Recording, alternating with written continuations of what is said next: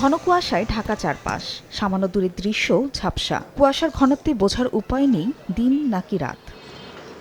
গত কয়েকদিন দাপট কম থাকলেও সোমবার মধ্যরাত থেকে আবারও জেঁকে বসেছে শীত।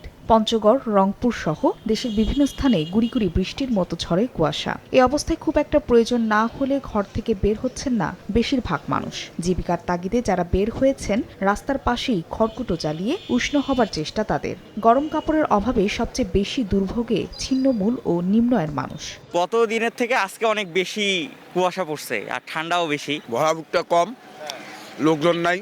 এদিকে তীব্র ঠান্ডায় রোগের প্রকোপ বেড়ে যাওয়ায় হাসপাতালের শয্যা ছাপিয়ে মেঝেতেও চলছে চিকিৎসা। ঠান্ডায় আক্রান্ত হলে গাফিলতি না করে দ্রুত হাসপাতালে আসার পরামর্শ চিকিৎসকদের। ঠান্ডা থেকে মানে এই যে দমসে তার না নিউমোনিয়া হয়েছে গা, ঠান্ডা থেকে পাতলা পায়খানা এই আজকে 3 দিন হয়েছে ভর্তি আছি। ঠান্ডা যাতে না লাগে সেজন্য বাচ্চাদের যত্ন করে রাখবেন, গরম কাপড় পরিধান করা দরকার। কারণ আবহাওয়া তারতম্যের সাথে যদি সেই বিষয়টা গুরুত্ব না দেয় তাহলে মারাত্মক নিউমোনিয়া আক্রান্ত হয়ে জীবন ঝুঁকির সম্ভাবনা থাকবে।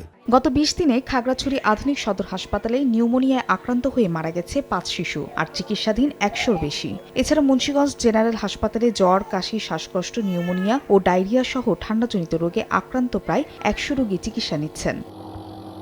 ফাহরিয়া ফারজানা, সময় সংবাদ।